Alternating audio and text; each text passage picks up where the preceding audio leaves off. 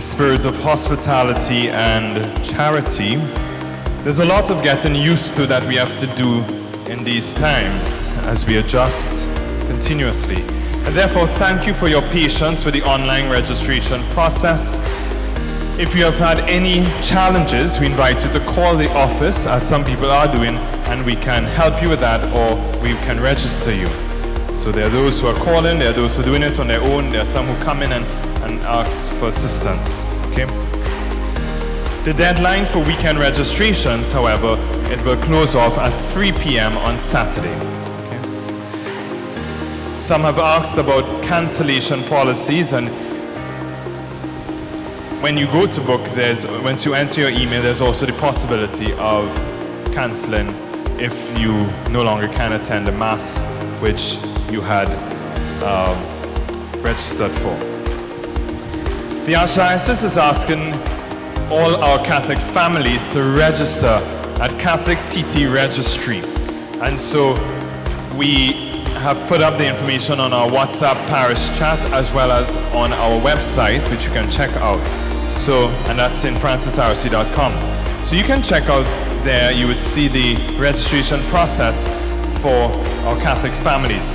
So the idea is that each and every Catholic would be registered, not just at the level of the parish, but at the level of the Archdiocese, so that we can better serve the Catholic faithful in Trinidad and Tobago.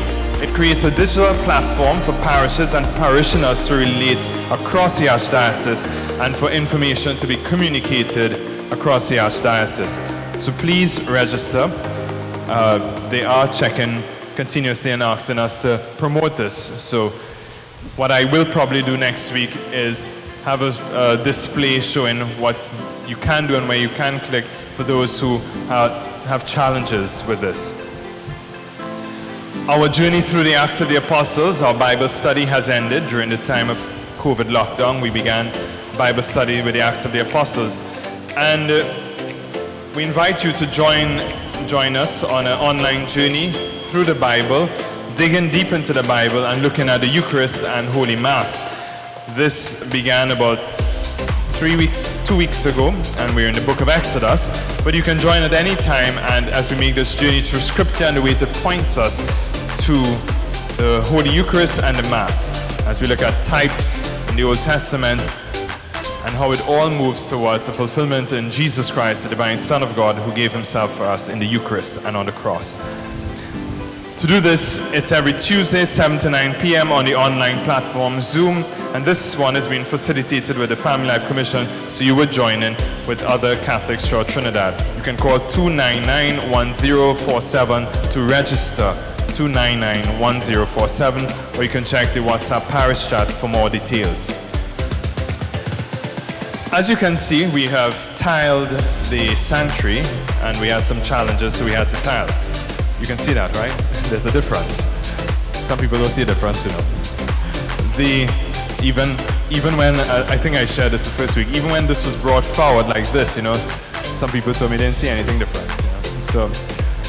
But we have tiled, and we have to continue doing some work in the back because of the amount of damage we had with termites. We had to knock down the sacristy, the wooden partition for the sacristy. It was collapsing.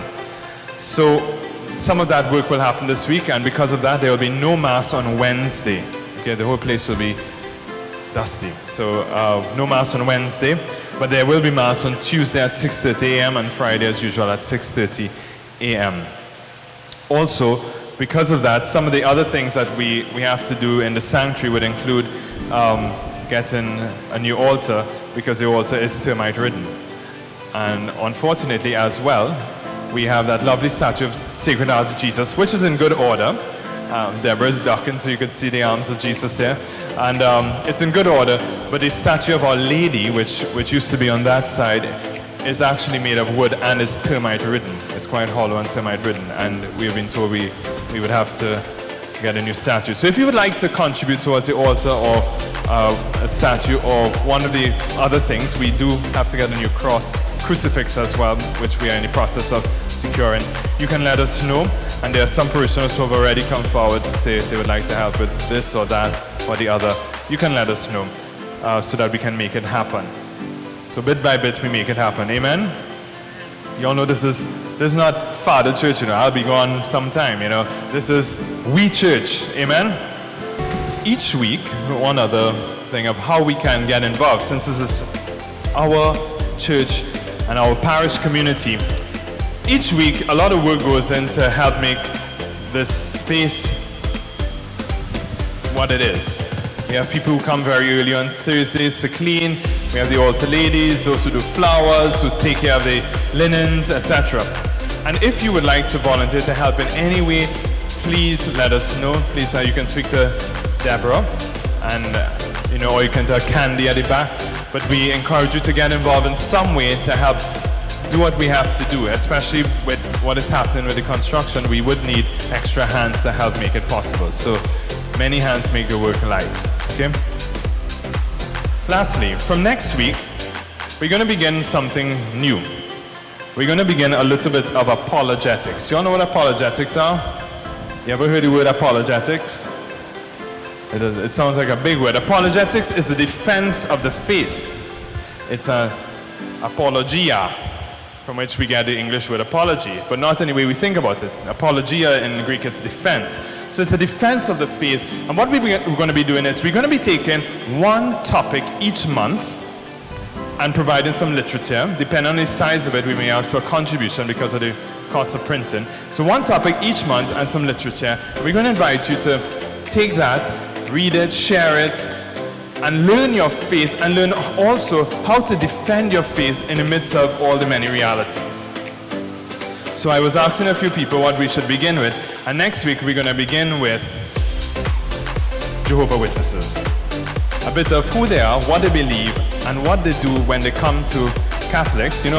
Many faiths like to tell stones at the Catholic Church. You all know that? Many faiths spend a lot of time preaching about the Catholic Church, not about the gospel of Jesus Christ. They speak about the Catholic Church. But it stands up to nothing. And if you understand your faith, you'll be able to give them an appropriate response. That is loving and not letting your dogs out of them or something like that. Okay? But so what we are doing is we want to equip our people to think about their faith, deepen that, and be able to have an adequate response. Okay? So we're going to have some pamphlets and stuff, and we may spend a little time in the section before Mass ends, just reading one or two sections so you can get a taste of it. And hopefully that taste would encourage you, let's find a way to gather as groups, even if the prayer group or whoever, different groups may say, well, let's read this, and have a space where we read it as parishioners. What do you think about that? Okay? And we're going to do this continuing on and on and on. As I say to people all the time, every single large institute of philosophy, reason in the world is run by the church. The big institutes of philosophy, for the simple reason that we really believe faith and reason go hand in hand, and God is the source of all truth. And not every faith believes that.